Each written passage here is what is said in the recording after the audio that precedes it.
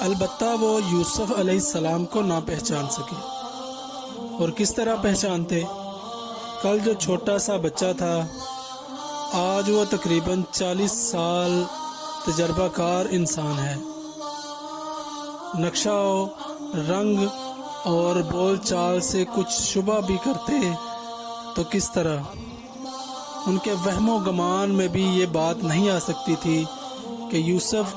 علیہ السلام اور تخت شاہی، مگر یہ واقعہ حقیقت تھا، اور اپنے برگزیدہ بندے کے ساتھ رب العالمین کا وہ معاملہ تھا جو صفائے دنیا پر ثبت ہو کر رہا۔ حضرت یوسف علیہ السلام نے اپنے والد اور حقیقی بھائیوں اور گھر کے حالات کو خوب کرید کر پوچھا، اور آہستہ آہستہ سب کچھ معلوم کر لیا، اور پھر ان کی مرضی کے مطابق ان کو غلہ بھی دیا، اور ساتھ یہ بھی کہہ دیا کہ قحط کے اس قدر سخت ہے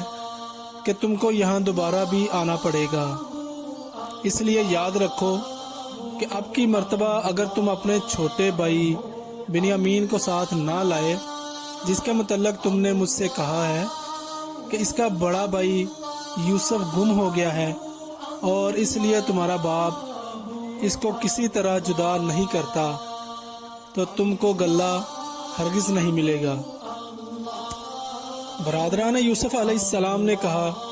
کہ ہم اپنے والد سے کہیں گے اور ہر طرح ترغیب دیں گے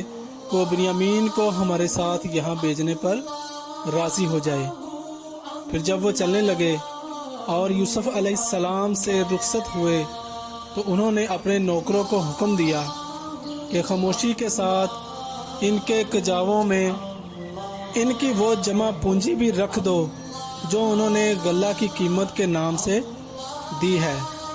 تاکہ جب گھر جا کر اس کو دیکھیں تو عجب نہیں کہ پھر دوبارہ واپس آئیں۔ جب یہ قافلہ کنعان واپس پہنچا تو انہوں نے اپنی تمام سرگزشت اپنے باپ یعقوب علیہ السلام کو سنائی، اور ان سے کہا کہ مصر کے والی نے صاف صاف ہم سے کہہ دیا ہے کہ اس وقت تک یہاں نہ آنا اور نہ غلہ کی خرید کا دھیان کرنا جب تک کہ اپنے سوتیلے بھائی بنیامین کو ساتھ نہ لاؤ، لہذا تم کو چاہیے کہ اس کو ہمارے ساتھ کر دو، ہم اس طرح نگہبان اور محافظ ہیں۔ حضرت یعقوب علیہ السلام نے فرمایا، کیا تم پر اسی طرح اعتماد کروں جس طرح اس کے بھائی یوسف علیہ السلام کے معاملے میں کر چکا ہوں؟ اور تمہاری حفاظت ہی کیا ہے؟ خدا ہی سب سے بہتر حفاظت کرنے والا ہے، اور اس سے بڑھ کر کوئی رحم کرنے والا نہیں۔ اس گفتگو سے فارغ ہونے کے بعد انہوں نے اپنا سامان کھولنا شروع کیا تو دیکھا ان کی پونجی انہی کو واپس کر دی گئی ہے۔ یہ دیکھ کر وہ کہنے لگے، اے ابا، اس سے زیادہ اور کیا ہم کو چاہیے؟ دیکھیے، غلہ بھی ملا اور ہماری پونجی بھی جوں کی توں لٹا دی گئی،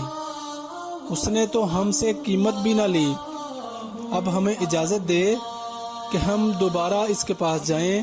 اور گھر والوں کے لیے رسد لائیں، اور بنیامین کو بھی ہمارے ساتھ بھیج دیں، ہم اس کی پوری حفاظت کریں گے، اور ایک اونٹ کا بوجھ اور زیادہ لائیں گے، کیونکہ یہ غلہ جو پہلے ہم لائے تھے تھوڑا ہے۔ یعقوب علیہ السلام نے فرمایا، میں بنیامین کو ہرگز تمہارے ساتھ نہیں بھیجوں گا جب تک تم اللہ کے نام پر مجھ سے عہد نہ کرو، اور وہ یہ کہ جب ہم خود نہ گھیر لیے جائیں اور ہر طرح مجبور نہ کر دیے جائیں، ہم ضرور اس کو آپ کے پاس صحیح اور سلامت واپس لائیں گے۔ جب ان سب نے متفق ہو کر باپ کے سامنے اس کا پختہ عہد کیا اور ہر طرح اطمینان دلایا، تب یوسف علیہ السلام نے فرمایا کہ یہ جو کچھ ہوا محض اسباب ظاہری کی بنا پر ہے، ورنہ کیا تم اور کیا تمہاری حفاظت اور کیا ہم اور کیا ہمارا عہد، ہم سب کو اپنے اس معاملے کی خدا کی نگہبانی میں دینا چاہیے۔ عہد و پیمان کے بعد برادران یوسف علیہ السلام کا قافلہ دوبارہ کنعان سے مصر کی طرف روانہ ہو رہا ہے، اور اس مرتبہ بنیامین بھی ہمراہ ہے۔ حضرت یعقوب علیہ السلام نے رخصت کرتے وقت نصیحت فرمائی کہ دیکھو، سب ایک ہی دروازے سے مصر میں داخل نہ ہونا، بلکہ متفرق یعنی مختلف دروازوں سے شہر میں داخل ہونا۔ اور یہ بھی فرمایا کہ اس نصیحت کا مقصد یہ نہیں ہے کہ تم اپنی تدبیر پر مغرور ہو بیٹھو، کیونکہ میں تمہیں کسی ایسی بات سے ہرگز نہیں بچا سکتا جو اللہ تعالیٰ کے حکم سے ہونے والی ہو۔ فرما روائی تو صرف اللہ تعالیٰ ہی کے لیے ہے۔ جب برادران یوسف علیہ السلام کنعان سے روانہ ہوئے تو رستے میں بنیامین کو تنگ کرنا شروع کر دیا۔ کبھی اس کو باپ کی محبت و عشق کا طعنہ دیتے اور کبھی اس بات پر حسد کرتے کہ عزیز مصر نے خصوصیت کے ساتھ اس کو کیوں بلایا ہے۔ بنیامین یہ سب کچھ سنتا اور خاموش رہتا۔ جب یہ سب منزل مقصود پر پہنچے تو یوسف علیہ السلام نے بنیامین کو اپنا تمام حال سنایا اور بتایا کہ میں تیرا حقیقی بھائی ہوں یوسف، اور پھر تسلی دی کہ اب گھبرانے کی کوئی بات نہیں، ان کی بدسلوکیوں کا دور ختم ہو گیا، اب یہ تجھ کو کسی قسم کی ایذا نہیں پہنچا سکتے۔ قرآن حکیم میں ہے، اور جب یہ سب یوسف علیہ السلام کے پاس پہنچے تو اس نے اپنے بھائی بنیامین کو اپنے پاس بٹھا لیا اور اس سے آہستہ سے کہا، میں تیرا بھائی یوسف ہوں، پس جو سلوکی یہ تیرے ساتھ کرتے آئے ہیں تو اس سے غمگین نہ ہونا۔ یوسف نے بھائیوں کی بڑی مدارات کی اور نوکروں کو حکم دیا کہ ان کو شاہی مہمان خانے میں رکھیں اور ان کے لیے پرتکلف دعوت کا سامان تیار کریں۔